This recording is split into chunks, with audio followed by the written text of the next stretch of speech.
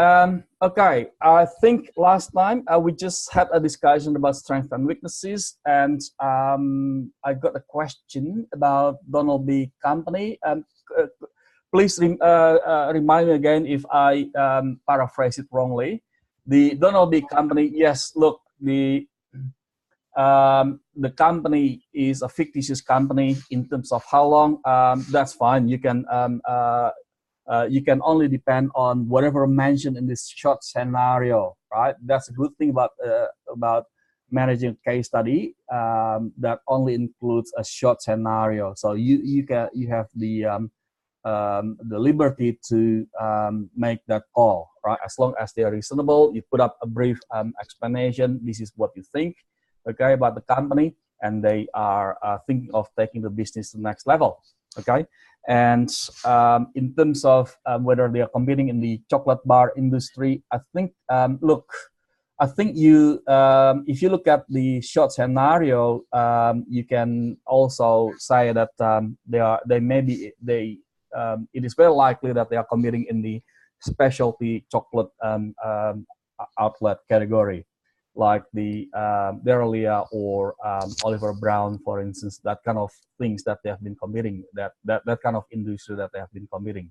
Okay, so the question is whether for you is whether you want that business to expand to different states in the same format, or you want that business to expand into consumer or into the grocery type of business, like chocolate bar, for instance. Okay, I think I also have uploaded 2 types of report because of that, 2 types of IB's word report because of that. Feel free to make your own analysis based on these 2 reports. Yeah, so have I answered the questions from the previous discussion, guys? Yes, thank you. Right, okay, brilliant. Right, now let's move on to the next one. So I believe we've been discussing about the strengths and weaknesses, which are basically related to the assets of the organization, the resources of the organization, or the capabilities of the organization. I also find that some people, when it comes to analyzing strengths and weaknesses, some people may lead into the pros and cons of the product, okay? Like, well, this product can do this, but it can't do that. Okay, well, hang on a second. We are not analyzing when it comes to SWOT analysis, strengths and weaknesses are basically not about analyzing that product, but we are analyzing actually the asset embedded in the organization, right? The asset embedded in the organization. So that's one that we want to look at, okay? Now, I have populated a few things in here that becomes, it doesn't look nice. The slide is look a bit messy. But anyway, we can find some sources of assets that becomes from the organization that can become the marketing assets. Okay, the customer-based assets, such as the relationship with the customers, the country of origin. Some business, some product categories depend on the country of origin. If you look at China market, for instance, Western brands are normally perceived as very, very highly by the consumers, right? And they prefer Western brands rather than local brands, for instance. Okay, market domination, like market share, market leadership, for instance, that is another source of assets, because if we dominate the market, our volume will be quite high. Therefore, we can be more efficient in servicing the customers. Therefore, it becomes one of the assets of the organization, because we can offer something better, something more superior than our competitors, for instance. Okay. Internal support assets such as the cost structure. Business like Aldi, for instance, they do need to have strong low cost structure, because they promise the customers to offer something affordable for the customers. Okay, so they need to be able to manage that in their business model.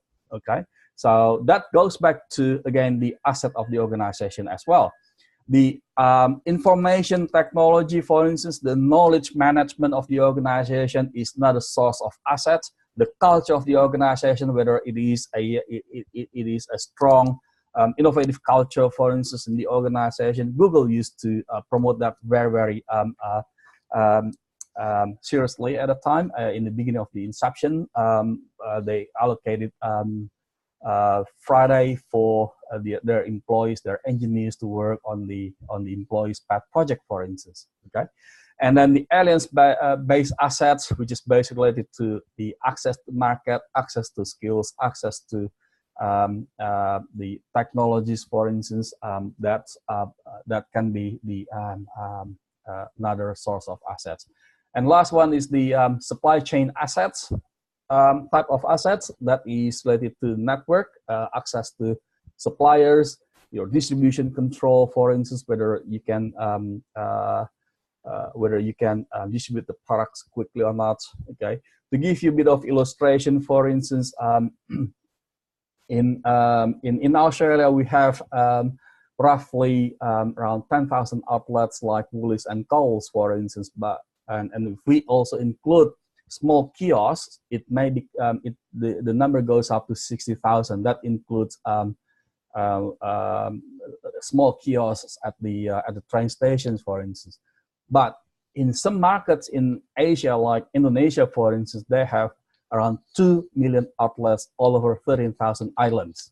Okay, so competing in that market, you do need to make sure that you have the distribution and network in that market, because it's not that easy to capture 2 million outlets, right? Even the strong brands in that market can only capture 400,000 outlets in 2 weeks' time. Okay, so that is quite critical for them to build that kind of capability. Okay, right. So hopefully that gives gives you a bit of idea in terms of sources of the organizational resources. Yeah, that becomes our assets. Okay.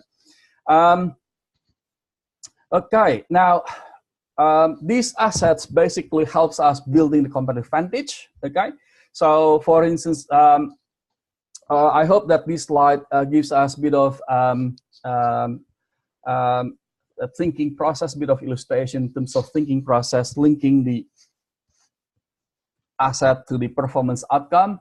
So if we have strong brand, for instance, brand equity, strong brand equity such as brand awareness or brand association, for instance, it can deliver strong superior value for customers because we can convince the customers easily. As a result, when it comes to performance outcome, we expect that when we announce we would like to launch new product, people will line up.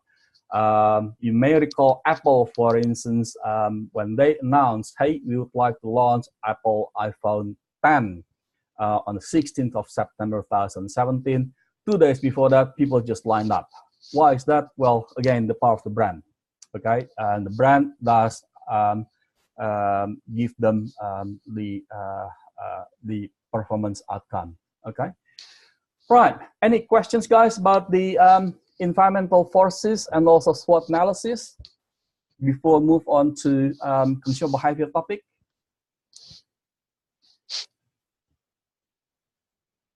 All good? Okay, now let's look at the next one, which is basically, oops.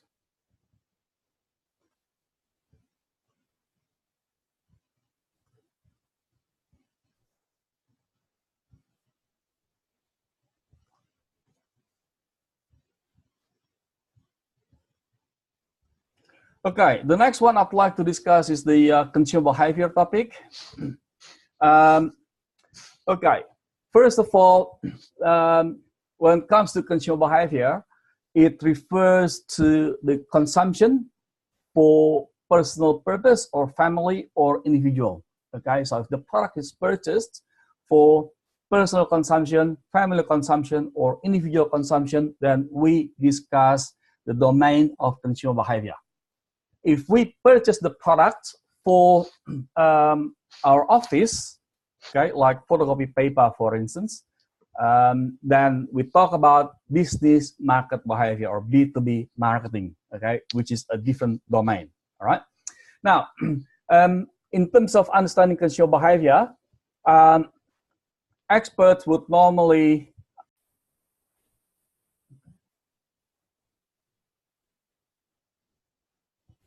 Yes, please do SWOT analysis as well, because it is I got a question whether you need to do pastel and SWOT analysis. Yes, please. Pastel analysis is a must. SWOT analysis is to show your strategic insights, linking their capabilities and their environmental analysis. Yeah, hopefully that clarifies. Okay. All right. Now let's look at this one here again. And in terms of understanding consumer behavior, we can use the simple model, which is basically taken from the social psychology, the stimulus and response model, SR model, to understand how consumers behave in the market. Okay, so we have the environment here as sources of stimulus. Okay, that includes two types of stimuli, if you like. Marketing stimuli and also the other aspects, such as the if you look at that actually reminds us the pastel analysis of macro environmental forces. Okay, so that also shape the consumer's decision making, right? You may recall that in our discussion before, that during the global financial crisis, consumers adjust their own spending pattern. All right, well, they have the money. Probably some of them still have the money, but they still manage their spending pattern. Okay, the marketing aspects in here, such as the that reminds us the marketing mix variables, right? So when we do our shopping, we may find product displayed, certain products displayed, and that may trigger some thinking from us. Okay. Now, we will process that information from the environment in our black box. As a consumer, we have what we call as a black box. Why a black box? Because to understand it, we need to put in some more equipments to understand how the brain works, basically. To understand that, some people suggest neuromarketing research technique to understand how the brain works, basically. Okay, but we do know that inside the buyer's black box, the buyer's decision making will be affected by their characteristics, their personalities, their lifestyle, for instance. Okay, it will affect them. It will affect how they make the decision. It is also affected by their decision process. Okay, now we are going to discuss the consumer decision-making process in the next few slides. Okay, and the buyer response, we can also observe the buyer response, such as their attitudes and preferences. Okay, whether they want to purchase a certain product or not, and we can also look at what brand they purchase, what product they purchase, where, when, how much. Okay. What dealer that they purchase, yes, they may like the brand, but they are not going to buy the product from certain dealer because probably, in the consumer's judgment, the salesperson, that dealer is not that friendly, so they select the other dealer, for instance. Okay, that comes into the buyer's decision-making process. Okay, right. So that's the brief snapshot in terms of understanding consumer decision-making, consumers' behavior using the SR model. Okay, now we have a number of factors influencing consumer behavior, right? So guys, for your assessments, you don't need to analyze all factors here, like culture, cultural group, social class, motivation, and so on and so forth. You pick up 2-3 main ones, right? I would rather you analyze 2-3 factors here, either on the social factor or personal factor or psychological factor, right? But you need to be specific. For instance, when it comes to personal factor, are you analyzing the economic situation or the personality, right? Or when it comes to psychological, are you looking at the learning or beliefs or motivation and so on and so forth, right? I would rather you analyze 2-3 maximum, but you analyze that comprehensively rather than you analyze everything, but it's not that comprehensive. Okay, right. Now, when it comes to factors influencing consumer behavior, we can look at it as kind of onion that has a layer, right? At the we have outer layer and also the internal part, right? So we peel the first layer, which is basically cultural factor. We'll come to the social factor. And then we move on to the next one that has become more into the internal part of the consumer's behavior, which is basically about the age and life cycle stage, occupation, and so on and so forth. And then if we move on to the next layer, it is actually, you can call it as the juice of, in terms of the consumer behavior. That includes the motivation of the consumers, the perception, and so on and so forth. Okay, I'm not going to discuss everything here. I'm going to discuss just the a few main ones. For instance, reference group. Reference group is basically a group of people that affect the consumer's decision directly or indirectly. And one of the key concepts in the reference group is the key opinion leaders, which is basically reflected those who have the skills, knowledge, charisma to influence people. Okay, who are they? Well, if you are in pharmaceutical industry or consumer healthcare industry or medical device industry, you may find that consumers do consultation with their GP, their doctors, their surgeons, their audiologists, or chemists, for instance. Now, these guys will affect the consumer's decision making. All right. Well, I would recommend you to use this product, and we also have that brand, for instance. Hey, are you going to take generic brand for this one? They do the same thing as the national brand, except it is cheaper, and so on and so forth. That's the chemist, effort to influence our consumer decision making. Okay, so and if you look at job advertisement, for instance, either on internet, on the internet or wherever, and you find that this role actually deals with the key opinion leaders or KOL, then you need to be comfortable to to discuss with those who are knowledgeable, skillful, knowledgeable, and have the charisma to influence consumers' decision making. Personal factors, for instance, personality is an interesting concept. Personality itself is actually about the unique psychological characteristics, right, or traits, and we normally describe them in traits such as self-confidence, dominance, outdoor, or sociable, okay, autonomy, and so on and so forth to describe that. Okay. Now, from marketing perspective, understanding the personality of target group is interesting because that helps us to align our brand personality. Okay.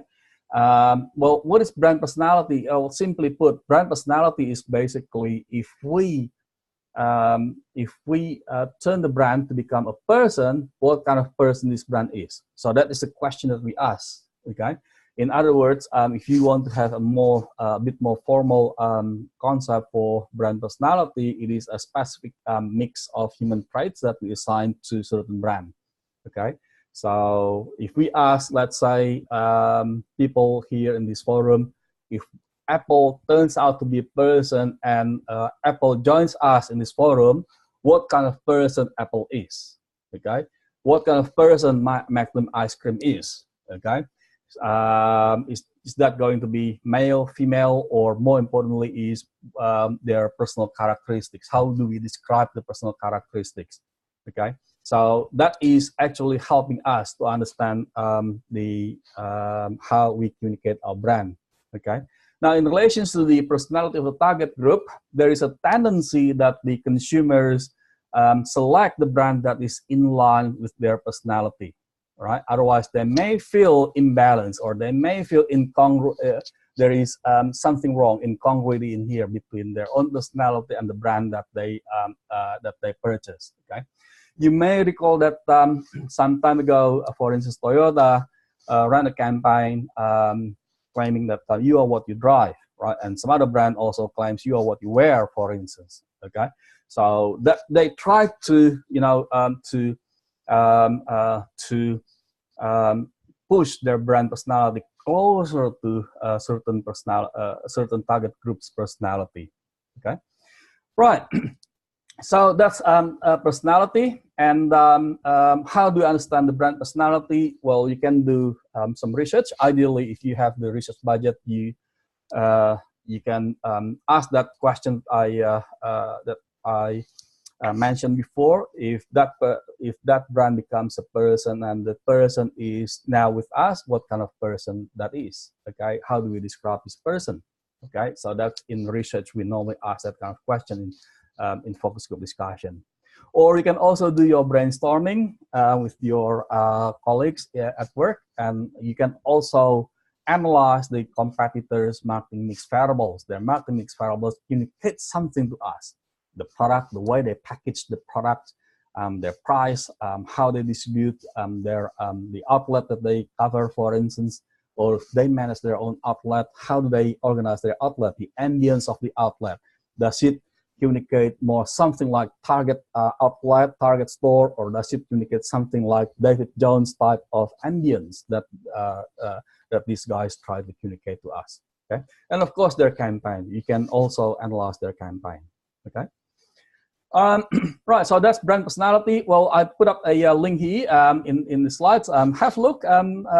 You can play it at your own convenience, and you can have a bit of practice. This is what I think the brand personality of this brand. Okay, and psychological factor, motivation is a big message here.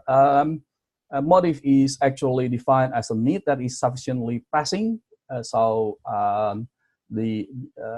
we are going to do something to fulfill that pressures. Okay. Now, you may also have heard this Maslow's hierarchy of need theory. Based on this, Maslow suggests actually human being will fulfill the need starting from the physiological need, and they elevate to the next level until the self-actualization need. Okay, and the physiological need includes the hunger and thirst. The safety includes safety protection, like shelter, for instance. And going higher than that, we have the social needs, such as sense of belonging. Okay, and esteem need. It is basically about the status or recognition. Okay, and last one is self-actualization need, which is basically more about the development, self-development and realization. Okay, some brands maybe if you look at these brands like Mount Franklin's, BMW sport car, and Blink H2O, for instance, that helps us to understand what need are related to these brands. Okay, Mount Franklin's, for instance, if you look at these needs, okay, we can easily say, yeah, it is about the physiological needs. Okay, thirst. Okay, now can I please ask who knows this brand? What brand is that?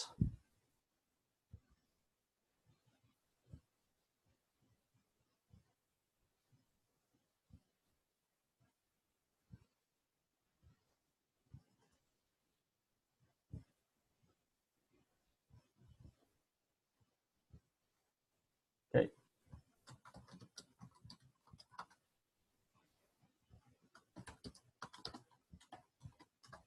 Okay. Any guess? Haven't heard of it? Okay, fair enough. Okay.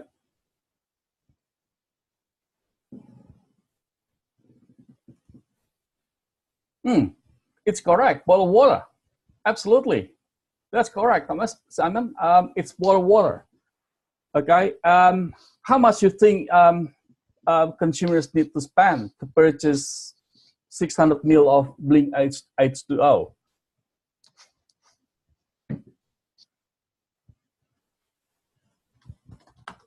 How much does it cost the customers? $3. Okay, fair enough, fair enough. 25. Then that's spot on, mate. $25 US.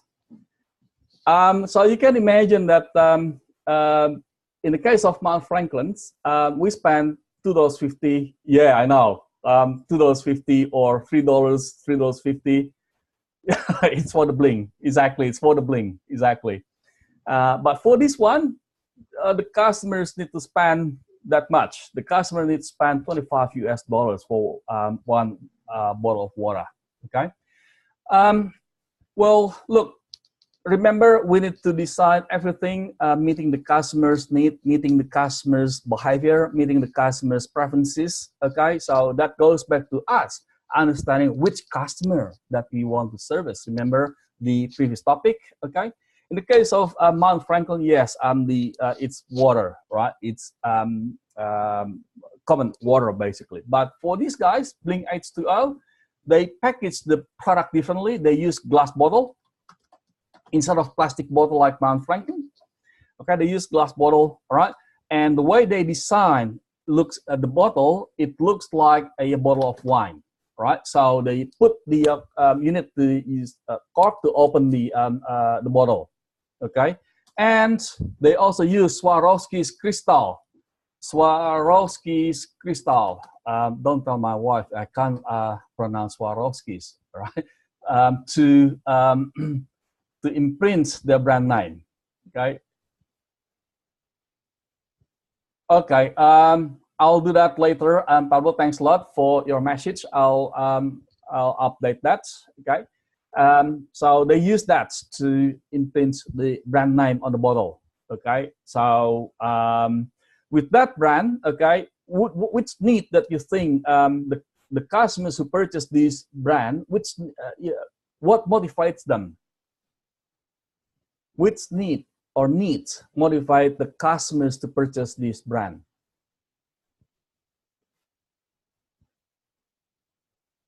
Esteem. Okay, needs to avoid plastic. Okay, fair enough. Okay, fair. Thanks a lot, Thomas. Okay, what do you think if we go back to the Maslow's hierarchy of needs?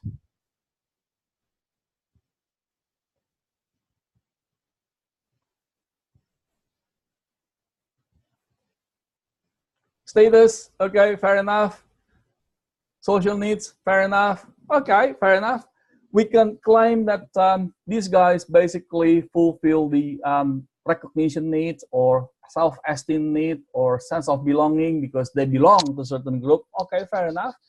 But from their perspective, they may say, well, I'm thirsty and this is my drink. I'm thirsty like anybody else. I can also be thirsty, so this is my drink. So you can also claim that these guys' motivations is basically driven by physiological need and social need or esteem need. Okay, so two needs drive the purchase of the customers. Okay, if you type in the Google search box, you may find that the Paris Hilton is one of their big customers, their loyal customers. Okay. All right, so that's